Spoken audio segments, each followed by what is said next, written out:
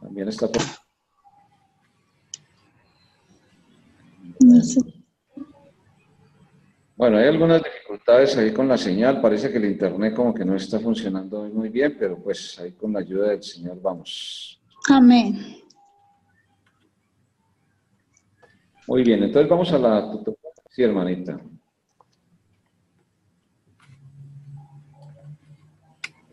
Vamos a la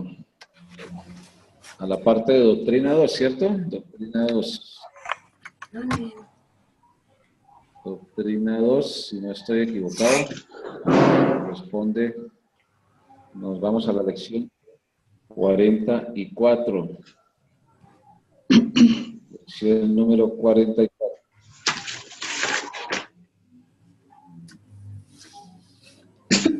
Lección 44.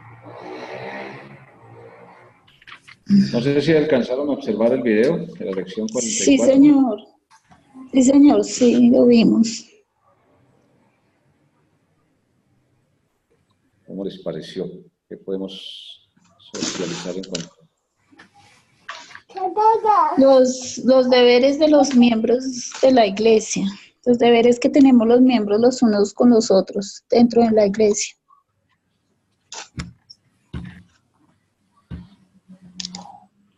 Amén. Sí, los deberes. Sí, pues ahí en el video se exponen varios textos con relación a esos deberes, ¿no? Sí, No sé si señor. hay alguna inquietud, algo con relación a eso. No, señor, pues ahí está bien claro, bien explicado los deberes que tenemos.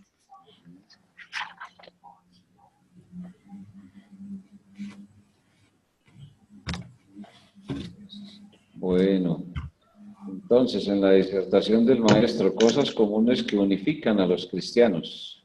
¿Sí? Nosotros estamos unidos pues, por la sangre del Señor Jesucristo, pues la fe en el Señor Jesucristo, los propósitos que Dios tiene. Así como tenemos deberes como deberes para con el Estado, tenemos deberes con la familia, pues de la misma manera como creyentes en Cristo tenemos deberes,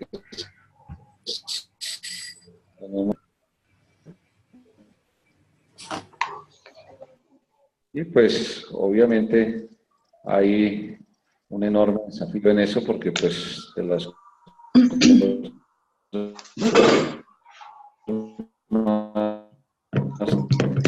dificultades, ¿no?, que se dan en el compañerismo.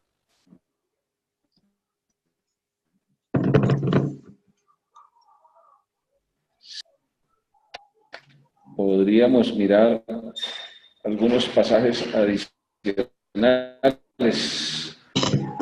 Algunos pasajes adicionales podemos mirar, por ejemplo, en Romanos,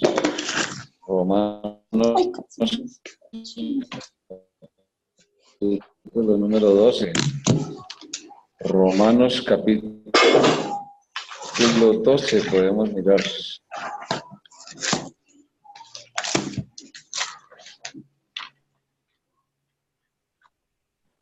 Romanos capítulo 12.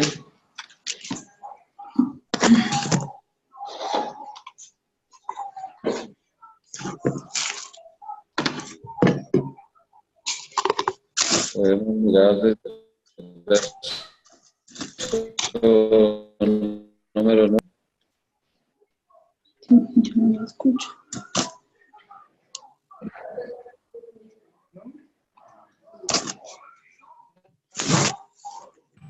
Se está cortando mucho el audio, pastor. No se le entiende casi.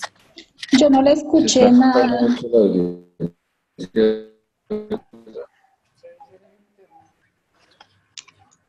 Está molestando la señal. A ver, está ante la señal.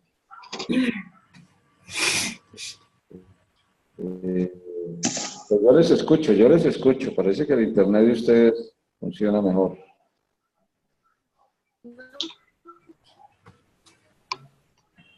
Y aquí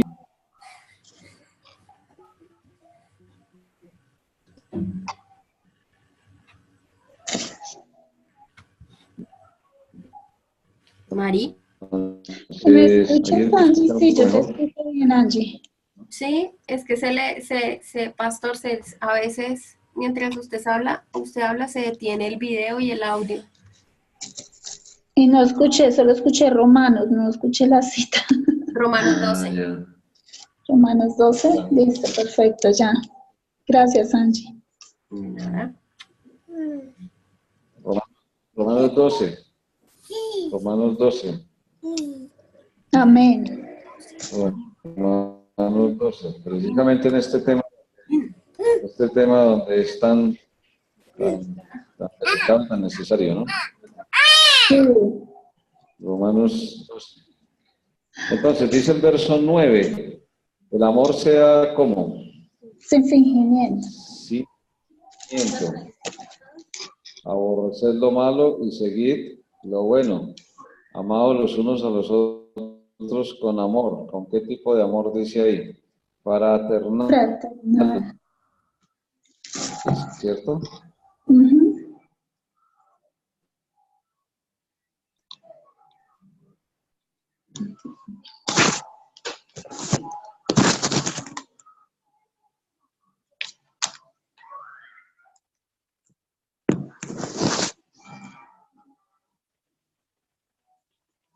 Puro, limpio, sobrenatural. ¿En qué se identifica básicamente el amor de Dios? ¿En qué es benigno? Entonces el amor es buscar el bien. Con la ayuda de Dios, con el poder de Dios y con la dirección de Dios, buscar el bien de la otra persona, del prójimo, ¿no? Primero del Amén. prójimo.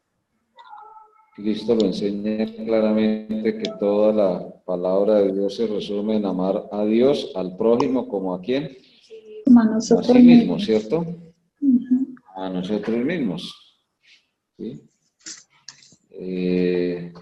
Entonces, aunque se habla con bastante insistencia sobre eso, pues hay que tener en cuenta que una de las recomendaciones frecuentes que Dios hace es avanzar en eso, ¿sí?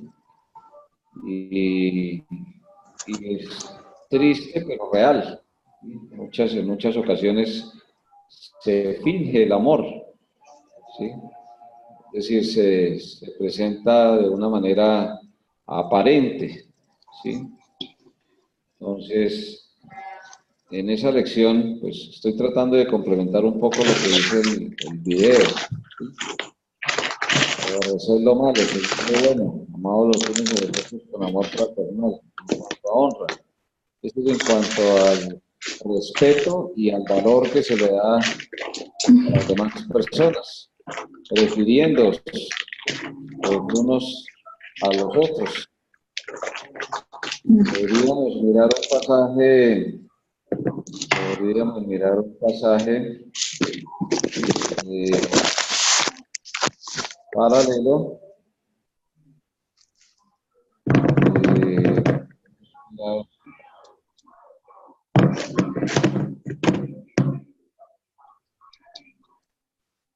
Podríamos mirar Filipenses capítulo 2, verso 3. Filipenses capítulo 2, verso 3. Dice ahí la palabra de Dios. No, pues por confianza. Por confianza. 3. Nada hagáis por contienda o por vanagloria, antes bien con humildad, estimando cada uno a los demás como superiores a él mismo, no dando cada uno por lo suyo propio, sino cada cual también por lo de los otros. ¿Sí? Entonces, cuando las cosas se hacen por contienda, pues es porque se valora de una manera exagerada lo que uno hace comparando con lo que los demás hacen. No, dice que hay que valorar cada uno de los demás, lo que se hace, ¿no? No en esencia del ser humano, porque nadie es superior a otro, pero sí en lo que se hace, pues hay que valorar, ¿sí? No mirar lo suyo propio, sino cada cual también lo de los otros. Entonces, es un ejemplo de lo que Pablo le dice aquí a la iglesia en Roma y a nosotros, en cuanto a honra, en cuanto a valor, prefiriendo los unos a los otros. Esto indica que no hay otra relación más directa con el amor genuino que el respeto, que la sinceridad y que darle la suficiente disposición que Dios da a las demás personas, ¿sí? Entonces, es frecuente que en el amor entre hermanos y hermanas en Cristo, el amor se finja, pues a veces sucede, a veces es frecuente, sobre todo cuando ha habido muchas dificultades, cuando se necesita el perdón, cuando se necesita la ayuda mutua. Entonces, por eso es que el primer gran deber que tenemos los creyentes en Cristo es amar a los demás, buscando el bien de los demás, sin ningún tipo de fingimiento, ¿sí? No siempre vamos a poder ayudar, pero cuando podemos hacerlo, hay que hacerlo, ¿sí? En Hebreos capítulo número 13, Hebreos capítulo 13, dice en el verso número 16, porque la prueba de que el amor es sincero es porque se busca el bien. O sea, cuando el amor es sin fingimiento, se busca el bien de los demás. Y al buscar el bien de los demás, pues, o viene como consecuencia también el bienestar para uno mismo. Hebreos 13, 16 dice, y de hacer bien y de la ayuda mutua no os olvidéis, porque de los tales sacrificios se agrada a ¿quién? Dios. Cuando hacemos bien y ayudamos, cuesta, ¿sí? Y por eso, como decía aquí, es un sacrificio, es algo que cuesta, es algo que se ofrece a Dios, ante todo a Dios, ¿sí?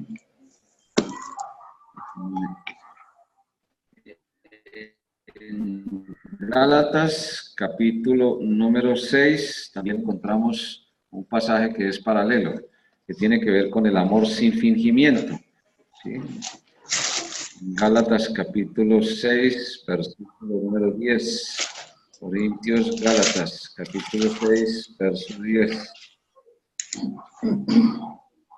Así que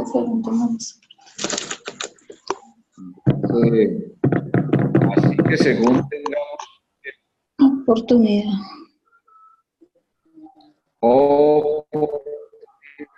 Oportunidad, ¿sí? No siempre tenemos oportunidad, no siempre, y la palabra oportunidad da a entender que podamos hacerlo, cosas que uno no puede hacer por los demás, otras que sí, ¿sí? Según tengamos oportunidad, hagamos bien a quienes, a todos, a todos.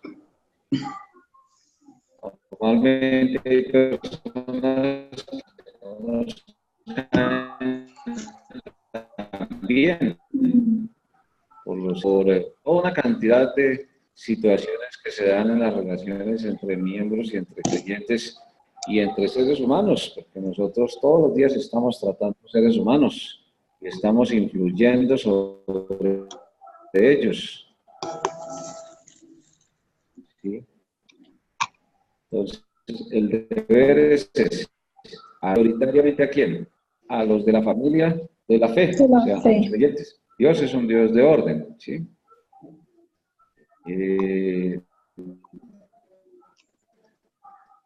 Obviamente, primero está Dios, segundo está la familia terrenal y tercero lo demás. Y entre lo demás, pues estamos hermanos en Cristo, los miembros. Las relaciones entre creyentes en Cristo, entre miembros, se van consolidando con el paso de los años, porque pues nos encontramos frecuentemente, cada 8 días. A veces nos encontramos más con los hermanos y hermanas en Cristo que con la familia terrenal. hablando de la familia extendida, no hablando del cónyuge, de los hijos, de la familia nuclear o de la familia principal, núcleo, no, sino otro tipo de familiares. ¿Sí? Entonces, la prueba de que el amor es sin fingimiento es porque se hace el bien. ¿Sí? Cuando el amor se finge, pues no interesa hacerle el bien, permitir que Dios a través de nosotros haga el bien a los demás, o simplemente se toleran las injusticias o se toleran toda una serie de acciones, ¿sí? Y no se demuestra que el principal deber que Dios nos da a nosotros como hijos de Dios, pues es que el amor sea sin fingimiento. Bienvenida, hermana Sandra Carolina. Gracias, pastor. Buenas noches, hermanito. Buenas Buenas noches, noches. hermana, de acuerdo. Bueno, estamos en la lección 43, deberes. Deberes de los miembros de una iglesia de Cristo, deberes de los hermanos, deberes entre seres humanos. El primer gran deber es mostrar el amor de Dios, ¿no? Inclusive con las personas, a veces hay personas que se convierten en enemigos de nosotros por el Evangelio o por estaciones, o a veces hay relaciones que no pasan del saludo, ¿sí? Entonces, ahí en Mateo capítulo 5, verso 45, lo dice claramente, que debemos orar por los que nos aborrecen, ¿cierto? Bendecir a los que nos maldicen, ¿cierto? Es muy clara la palabra de Dios ahí.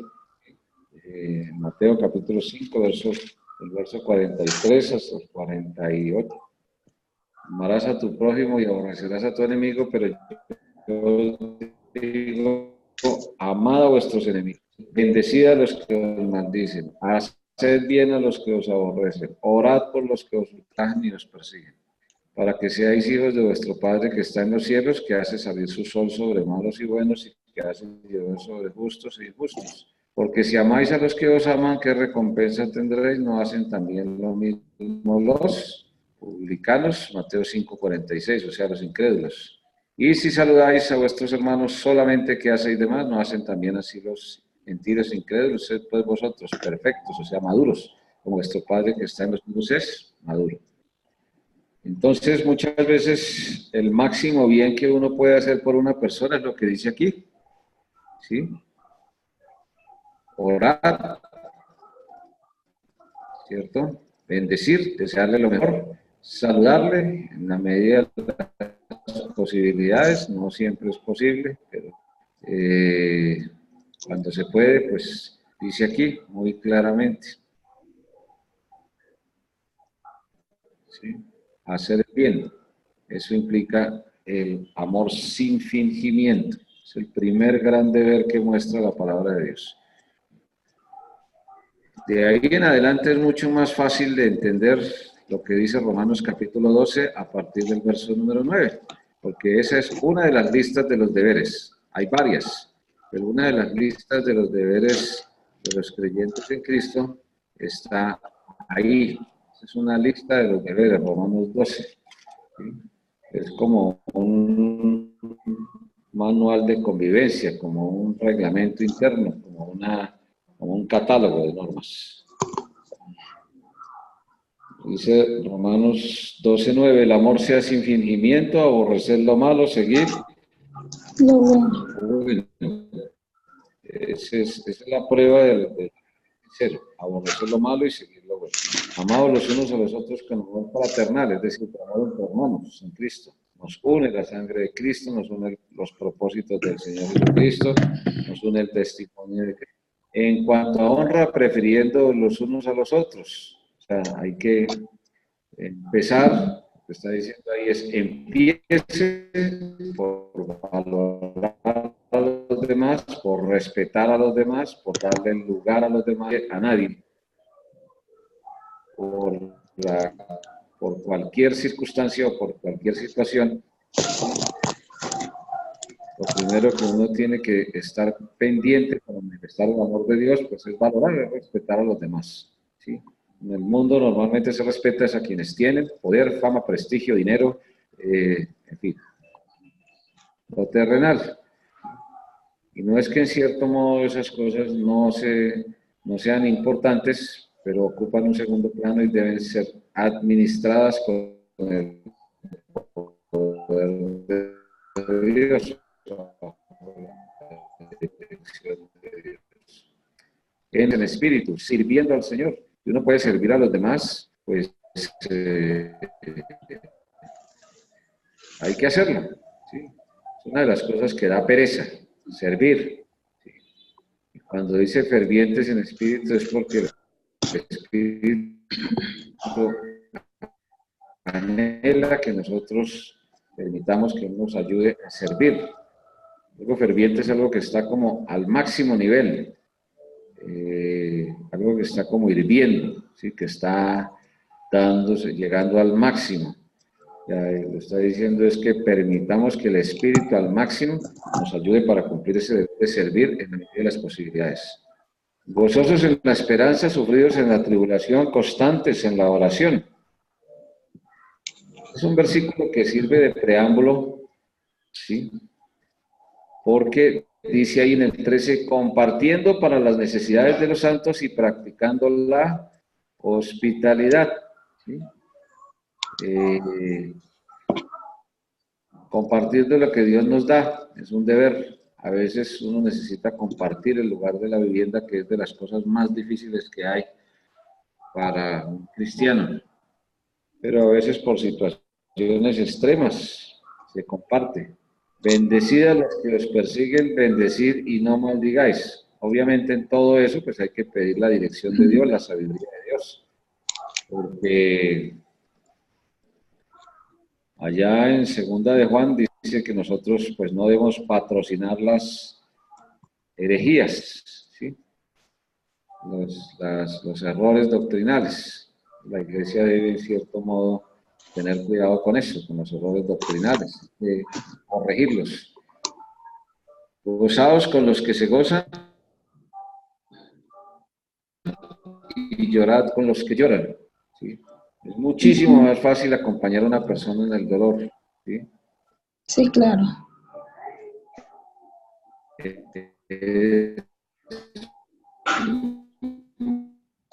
Muy cosa, ¿sí? Porque entran los sentimientos pecaminosos. Si una persona ve que la otra persona está en muy buena condición, está gozando, la tendencia es la envidia. ¿Sí?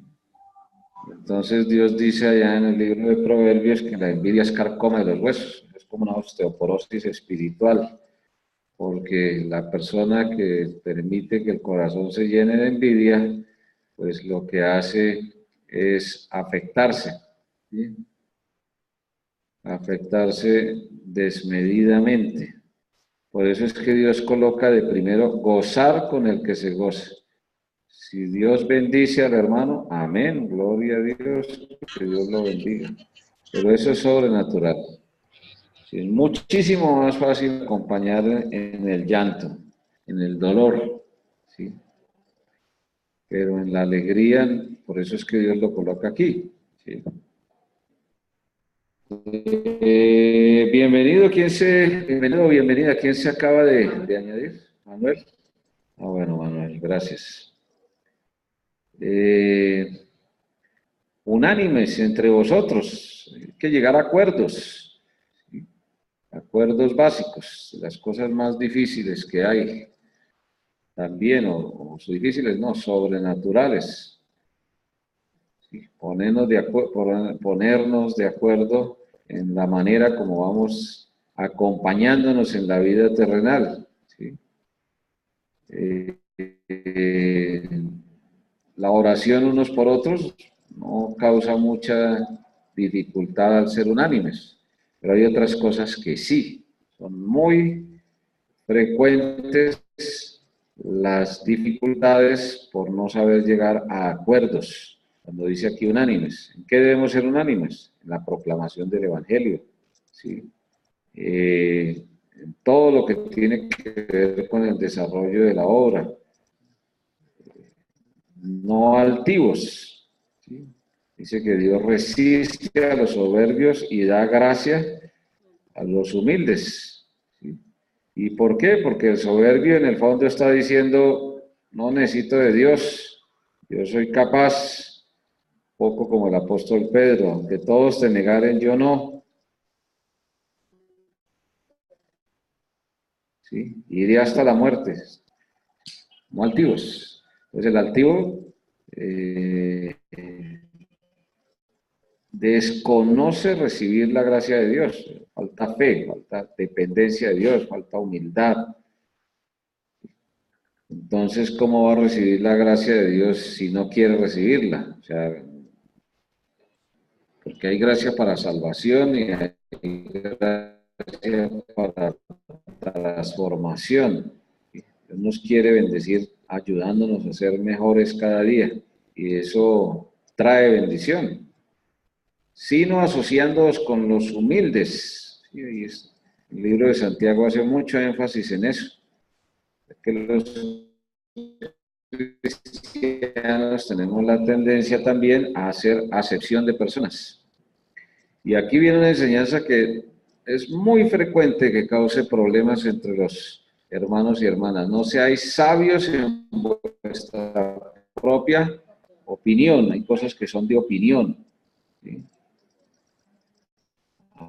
Asuntos de preferencias, alimentos, en vestidos, en aficiones deportivas, en política, en profesiones, en ocupaciones. Son cosas de sabios en vuestra propia opinión. Hay que respetar la opinión de los demás, ¿sí? Porque son cosas de juicio propio. En la misma en Roma, por ejemplo, podemos ver Romanos 14:1, ahí nomás, ahí cerquitica, Romanos 14:1. Dice la palabra de Dios ahí, recibid a quién, al débil en la fe, pero no para contender sobre opiniones, ¿sí? Dios recibe al creyente fuerte, Dios recibe al creyente débil, ¿sí?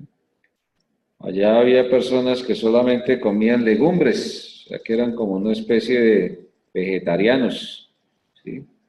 Y lo dice ahí en el 2, uno cree que se ha de comer de todo, otro que es débil, que dice, ¿come qué? Legumbres, ¿sí? El que come no menosprecia al que no come, y el que no come no juzgue al que come, porque Dios le ha recibido. ¿Tú quién eres que juzgas al criado ajeno? Para su propio Señor está en pie o cae, pero estará firme porque poderoso es el Señor para hacerle estar firme, ¿sí? Entonces había toda una serie de situaciones ahí y pues eran asuntos de opinión, no eran asuntos doctrinales, sino eran asuntos de opinión, de juicio propio.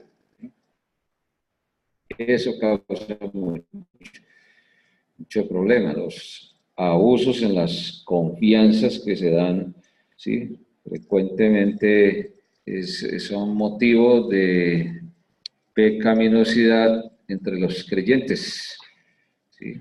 En muchísimas ocasiones pues se dan los problemas porque pues, se abusa de la confianza que se da como hermanos o como hermanas en Cristo. Eso no es un invento mío, pues claramente Dios lo dice en su palabra, porque pues lo que Dios quiere es que haya pues paz. Somos hijos de Dios y todo padre quiere que sus hijos pues estén o estemos en plena comunión con Dios y también pues que podamos estar en paz con Dios, con el prójimo y con nosotros mismos. No sé si hasta ahí hay alguna pregunta.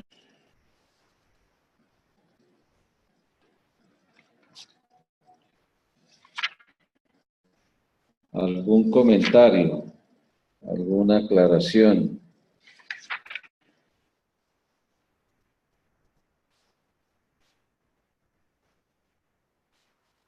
Proverbios 17, 19. Proverbios 17, 19.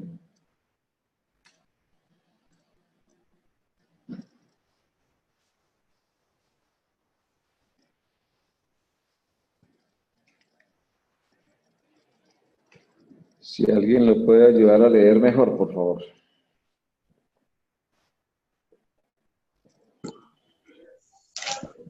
Dice, el que ama la disputa, ama la transgresión, y el que abre demasiado la puerta, busca su ruina.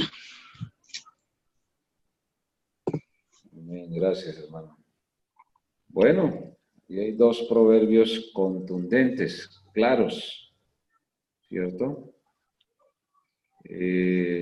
La primera parte del verso habla de una persona que pues, no tiene paz consigo mismo y constantemente está buscando contiendas, ¿sí? Cuando termina, por decirlo así en términos populares, de pelear con todo el mundo, entonces pelea consigo mismo. Y luego vuelve y empieza. ¿Sí? Hay muchas cosas que causan ansiedad. En 1 de Pedro 5, verso 7 dice, echando toda vuestra ansiedad sobre él, porque él tiene ¿qué? Cuidado. Cuidado de vosotros, ¿cierto? Ujú. Muchas veces los asuntos de ansiedad causan muchos problemas. Mal manejo de la ansiedad. Todos estamos en ese ejercicio, porque todos tenemos grandes desafíos, grandes retos, y pues no todos se pueden cumplir o se cumplen en un tiempo prudencial o como uno quiere. Hay que ir permitiendo que Dios lo vaya guiando a uno y Dios va acomodando todo de la mejor manera para enseñarle a uno a depender de Dios. Esa es la primera parte del proverbio. La segunda parte del proverbio, pues dice el que abre demasiado la puerta, o sea, el que da demasiada confianza. ¿Sí? Si uno deja abierta la puerta de su casa, pues es apenas obvio que todo el mundo va entrando y va sacando y va llevando. Y lo que finalmente termina sucediendo es que el dueño de casa, pues, concluye en una situación de ruina. Entonces, por eso es que habla de un desequilibrio, demasiado. Es una ilustración que use. Cuando uno abre la puerta de su casa, pues está dando confianza. Pero si la abre demasiado, pues se corre enormes riesgos. Si no la abre nada, pues entonces no se relaciona con nadie y tampoco puede sobrevivir de una manera, ni siquiera podría ni hablar de Cristo con nadie. ¿Sí? Es el equilibrio ahí, como todo, Dios tiene un equilibrio para todo. En las relaciones entre los hermanos y hermanas en Cristo es muy peligroso eso. ¿Sí? O sea, hay malos entendidos, hay en ocasiones abusos de confianza, en otras ocasiones hay injusticias, ¿sí? Todo eso, o asuntos de opinión, ¿sí? Frecuentemente los asuntos de opinión causan también dificultades. Otro ejemplo que daña las relaciones entre los creyentes en Efesios capítulo 5. Efesios capítulo 5 dice, Efesios en el Nuevo Testamento capítulo 5, verso 1. Estamos repasando, complementando lo que dice el video con relación a los deberes. El primer gran deber que tenemos es el de expresar amor, pero amor de Dios. Pues, Efesios 5:1, ¿lo tenemos ahí? Amén. Imitadores de Dios, hijos amados. Efesios 5:1, imitadores de Dios, hijos amados. ¿Y andad en qué? En amor. En amor, como también Cristo nos amó. Se entregó a sí mismo por nosotros, ofrenda y sacrificio a Dios en olor fragante. Pero fornicación y toda inmundicia codicia o avaricia, ni aun se nombre entre vosotros como conviene a santos. Y aquí viene la parte también de los deberes entre hermanos. Dice, ni palabras deshonestas, ni necedades. Y aquí viene una frase clave, ni truhanerías. ¿Sí? Truhanerías significa lo que comúnmente personal, o sea, popularmente se conocen como chanzas, o hoy en día les dicen, entre comillas, usando un extranjerismo, le dicen bullying, ¿sí? Entonces una truhanería es eso, es ofender a la otra persona con lo que la Biblia denomina como una detracción, un menosprecio. Por ejemplo, colocar apodos que ridiculicen al ser humano. ¿Sí? A veces en las iglesias, sí, por ejemplo, eso es un caso, ¿no? De apodos, o resaltar excesivamente los defectos de las personas, ¿sí? O tratarla de una manera, pues, que rebaje su condición, o que intente, no es que la rebaje, porque finalmente delante de Dios, pues, nadie puede ir, como dice allá en Juan 10, nadie puede ir a la mano de Dios a arrebatarnos ni a quitarnos las bendiciones que Dios nos da, ni la condición que Dios nos da. Pero terrenalmente se presenta mucho eso. Si son ofensas de una manera a veces irónica, a veces caemos en ese pecado de que utilizamos la ironía de una manera inadecuada, entonces se hacen afirmaciones que dañan las relaciones entre las personas, ¿sí? Que no convienen, sino antes bien acciones de gracias, o sea, las truhanerías o las ofensas o los menosprecios o las detracciones o rebajarle el valor a las personas o hacer comparaciones inadecuadas, porque se hacen comparaciones inadecuadas en algunas ocasiones entre los hermanos o entre las personas. O sea, la Biblia está llena, pero hay enormes enseñanzas y una enorme cantidad de enseñanzas sobre eso, porque construir las relaciones con Dios, con el prójimo y con uno mismo es el principal desafío, ¿sí? Es algo que, pues, que puede traer gran bendición o también puede traer destrucción, ¿sí? A veces hay conversaciones, hoy en día, por ejemplo, en las redes sociales. Las redes sociales, muchas de las conversaciones, de los comentarios que hacen son terriblemente ofensivos, ¿sí?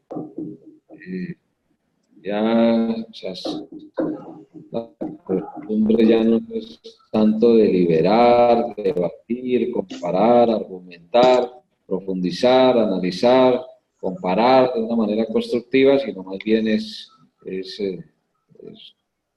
mostrar de lo que hay en el corazón. El odio se expresa fácilmente con palabras supremamente fuertes. ¿Sí? Un poco lo que ninguna, la bondad del corazón habla la boca, la lengua simplemente es un instrumento, pero pues es de cuidado. Bueno, eso es como un resumen de tanta enseñanza que hay sobre eso, ¿sí? Pero sí, no solo porque Dios lo enseñe, sino porque se necesita. Se necesita realmente que tengamos una disposición muy equilibrada, ¿sí? Con las demás personas. Todos somos pecadores, todos necesitamos de Dios, todos estamos en la condición de permitir que el Señor obre en nuestras vidas. Concluye aquí, dice, ¿qué debemos hacer para que los cristianos nos acerquemos más unos a otros de una manera constructiva? Pues la oración. Concluyo con un pasaje que es relativamente conocido, pero concluye esta parte.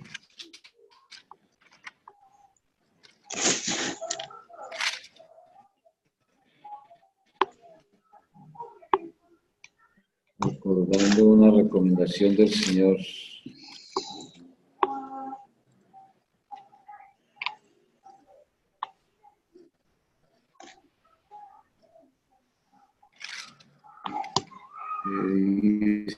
dice, vuestra gentileza sea conocida por todos, dice Filipenses 4, Filipenses 4:5.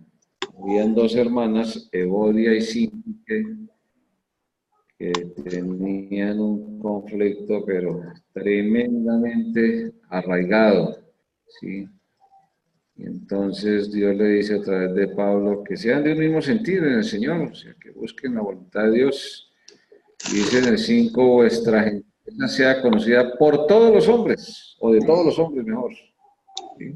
El Señor está cerca, por nada estéis afanosos, ¿sí? Sino sean conocidas vuestras peticiones delante de Dios en toda oración y ruego con acción de gracias, y la paz de Dios que sobrepasa todo entendimiento guardará vuestros corazones, vuestros pensamientos en Cristo Jesús.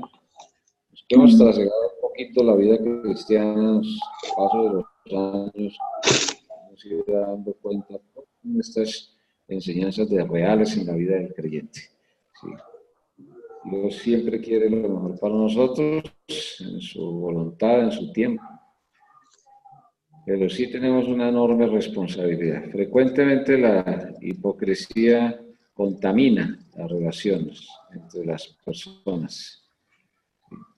Cuando dice aquí gentileza, no está hablando de maneras diplomáticas, porque la diplomacia del ser humano contiene un porcentaje de sinceridad y otro porcentaje de hipocresía. Es bien conocida la frase que hay personas o entidades o naciones que no tienen amigos sino intereses. Por eso concluimos ahí esa parte. No sé si hay alguna inquietud, algún comentario.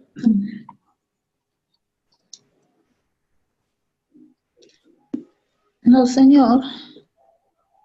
Bueno, entonces, ¿de doctrina 1 hay alguien? ¿Hay alguien de doctrina 1? Nadie, ¿no? Entonces, de bibliología. Bibliología. Ustedes me dicen, ¿si han podido leer el texto de bibliología?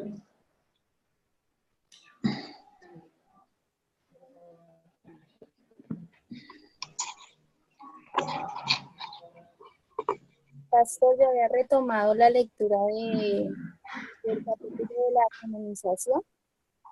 ¿De la qué, perdón? De canonización. Estaba retomando toda la lectura de ese capítulo. Creo que lección 6. Estaba volviendo como a leer. Y me disculpa que no alcancé a llegar en la clase pasada, pastor. No sé qué tanto avanzaron.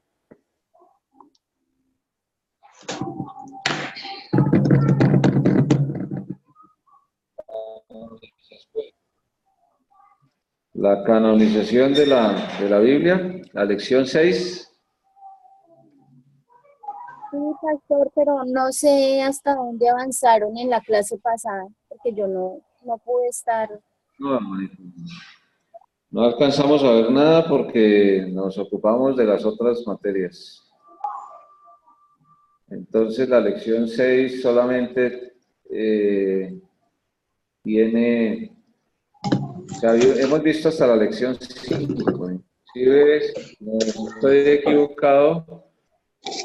Bueno, en el examen, ¿ustedes alcanzaron a presentar el examen?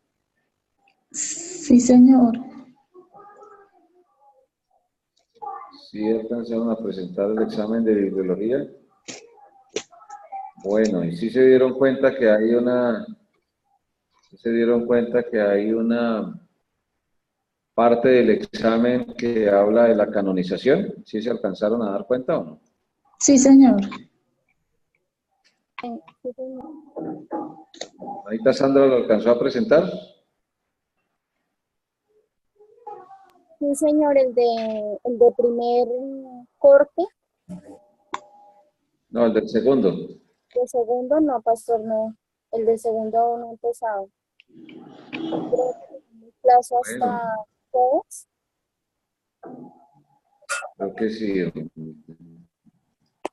Sí, vamos a ver si Bueno, antes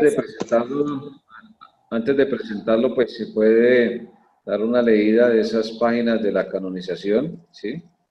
Y pues el enfoque principal, o sea, la palabra canon tiene que ver con el conjunto de reglas que debe cumplir un libro o que cumple un libro para reconocerse como un libro verdaderamente inspirado.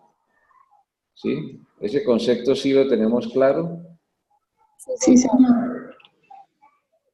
Bueno, sí, entonces ahí da a entender o se enseña o recuerda mejor, ¿sí? El Antiguo Testamento no tiene mucho problema en la canonización porque pues, fue reconocido por el mismo Señor Jesucristo, los 39 libros que el Señor Jesús citó, ¿sí? Jesús citó desde Génesis hasta Segunda de Crónicas. En la Biblia hebrea, esa es la manera como está organizado el Antiguo Testamento, los 39 libros. Cristo jamás citó ninguno de los libros de dudosa procedencia, ni de Macabeos, ni Tobías, ni Bueno, papi. ¿sí? Ninguno de esos libros. Él citó solamente los 39.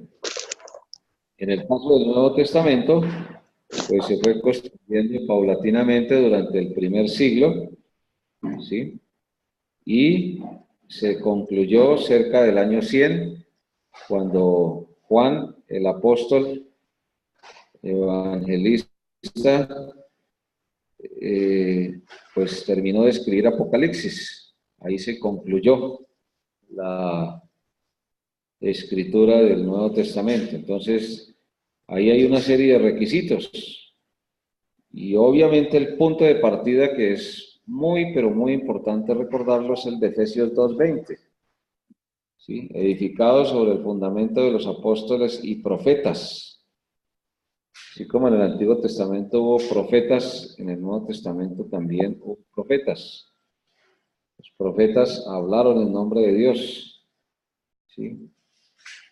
Entonces uno puede mirar cómo, pues, todos los 27 libros del Nuevo Testamento cumplen, ¿sí? Fue escrito por un apóstol o fue escrito por otra persona, el caso de Lucas, que era médico, que fue compañero personal del apóstol Pablo en sus viajes misioneros, y que de hecho, pues, respaldó, ¿sí? A Lucas. ¿Sí? También, por ejemplo, algunos otros textos del Nuevo Testamento, ¿sí? Que pues en cierto modo cumplen, o sea, los demás libros que cumplen, todos los libros que están, los 27 libros del Nuevo Testamento, cumplen esa norma, ¿sí? O escrito por un apóstol o aprobado, autenticado por un apóstol, pero escrito, inspirado por Dios en otra persona, pero siempre la parte de los apóstoles y de los profetas del Nuevo Testamento, pues se tuvo en cuenta a la hora de canonizar, o sea, a la hora de reconocer los 27 libros. Eso fue un proceso que duró cerca de 300 años aproximadamente y que definitivamente pues trajo el componente del Nuevo Testamento, los 27 libros. ¿Sí? Entonces el texto lo que hace es, el libro lo que hace es eso, hacer una descripción de la manera como se fueron organizando los 27, o sea, se fueron organizando el reconocimiento, ¿sí? El reconocimiento. Durante 3 siglos había porciones y obviamente después también, es que hasta que no hay imprenta, ¿sí? En el siglo XV, pues la lectura de la palabra de Dios era supremamente desafiante porque eran como especies de rollos de tela, ¿sí? Y las porciones, las copias eran muy escasas, era muy difícil copiar cada una de las porciones de la palabra de Dios. ¿Sí? Entonces, las iglesias tenían porciones de la palabra de Dios. Lentamente hasta que finalmente ya en el año 340, y ahí están las fechas en el texto, donde se ve cómo se reconocieron textos, ¿sí? ¿Cómo lo hicieron? Las iglesias locales. Ahí es muy importante la autoridad de la iglesia local. Cada una de las iglesias locales, ¿sí? Cuando le llevaban algún papiro, o sea, algún rollo con una porción de la palabra de Dios, pues de una vez buscaban la manera de certificar quién lo había escrito, quién lo estaba respaldando, si estaba de acuerdo con el Antiguo Testamento, si estaba de acuerdo con otros textos. Por eso se demoró tanto, un proceso de 300 años aproximadamente, para decir finalmente, estos son los 27 libros inspirados por Dios en el Nuevo Testamento. ¿Sí?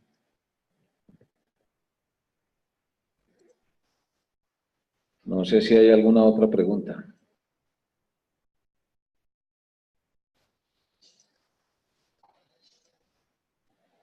Entonces, en la página 46 aparecen los patrones o exámenes para la canonización. ¿Quién era el escritor? ¿Cuál era su contenido? ¿Era realmente inspirado? ¿Eran aceptados por las iglesias locales? Ahí están, ¿sí? Y está pues toda la enseñanza con relación a la autoridad y los términos especializados, todos, algunos términos técnicos que aparecen ahí, ¿sí? Pero pues lo importante es que se pueda como conocer los elementos, primero espirituales y luego históricos, ¿sí? Y luego históricos.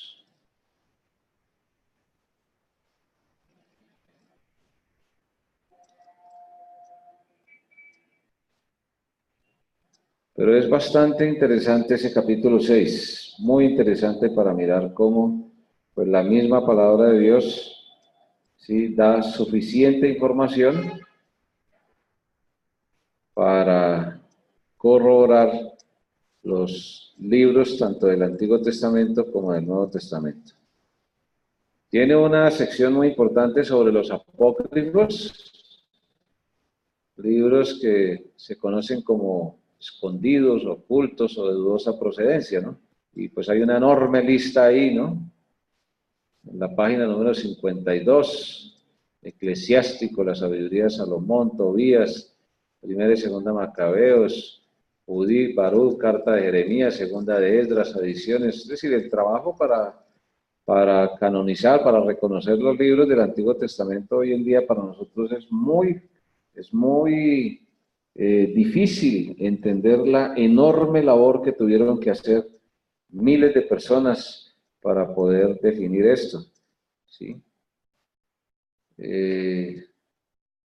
Punto de referencia en la página 52, donde habla de que en el famoso concilio de Trento, un concilio católico romano, los apócrifos fueron canonizados oficialmente el 8 de abril de 1546 en el concilio de Trento. Eso fue un concilio pues que no cumplía los requisitos de la palabra de Dios y además pues estaba defendiéndose de la reforma protestante de Martín, ¿sí?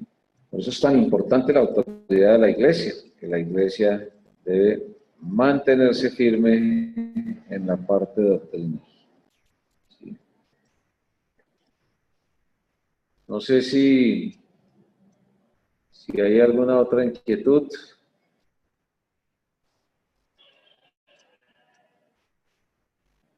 Llama la atención en la página número 54, dice los argumentos en contra de la canonicidad de los libros apócrifos. Nunca fueron citados o aludidos por el Señor Jesucristo o los apóstoles o los sermones de Pedro y Pablo guardados en los Hechos.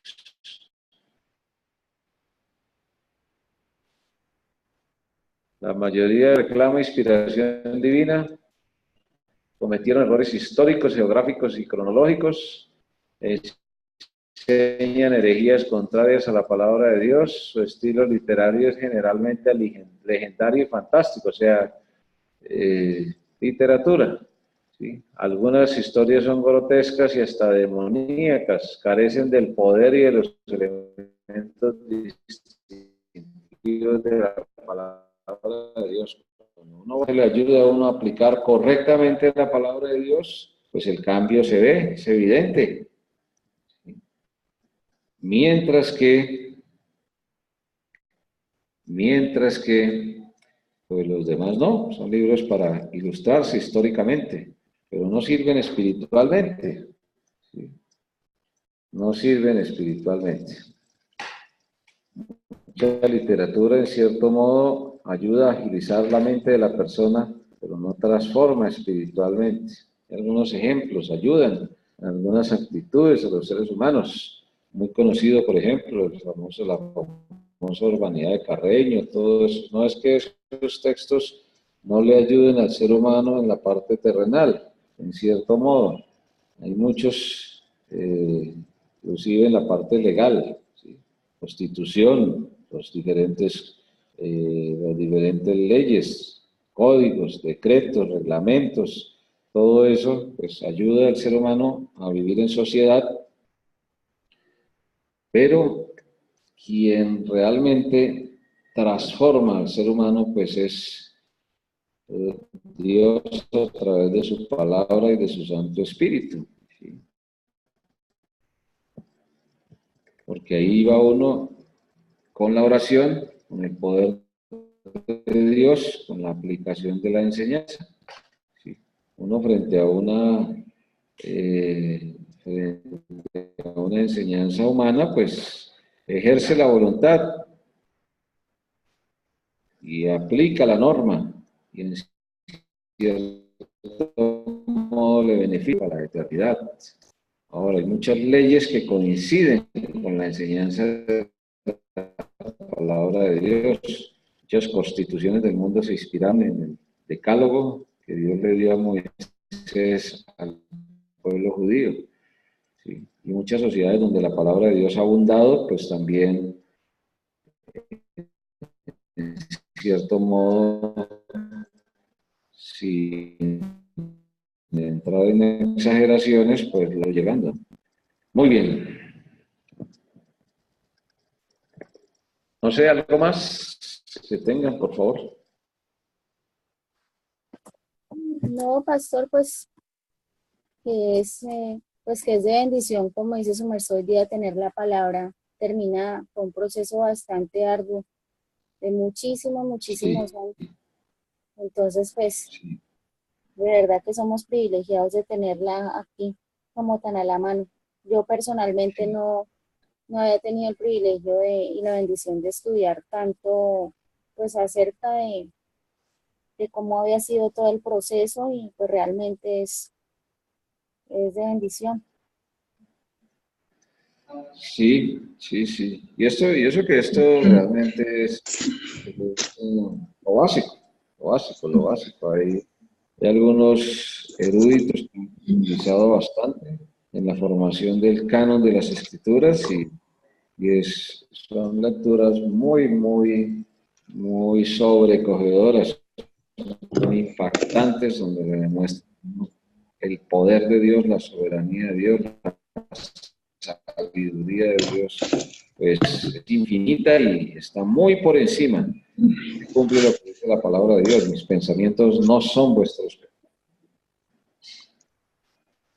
Bueno, muchísimas gracias. Si no hay más preguntas, si no hay más comentarios, entonces vamos a orar. No sé si hay alguna otra petición.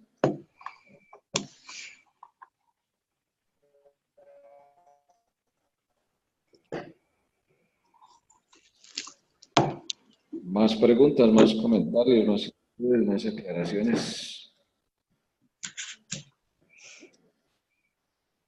Bueno, peticiones secretas que solamente el Señor debe conocer. Amén. Al principio del servicio cantamos un coro, se llama... ¿Acabó?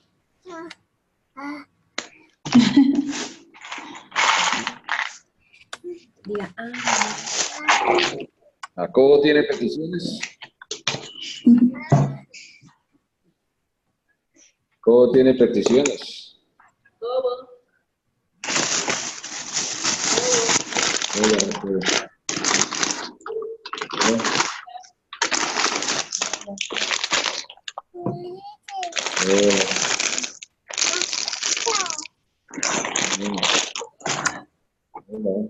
Mire las gafas. Sí, tome. Buenas noches. Bueno, Buenas noches. vamos entonces a alabar al Señor. Amén. Amén. Amén. Satúrame, Señor, con tu espíritu. Satúrame, Señor, con tu espíritu. Satúrame, Señor, con tu espíritu. Satúrame, Señor, con tu espíritu. Y déjame sentir el fuego de tu amor aquí en mi corazón, oh Dios, y déjame sentir el fuego de tu amor aquí en mi corazón, oh Dios. Envíame, Señor, con tu espíritu. Envíame, Señor, con tu espíritu. Envíame, Señor, con tu espíritu.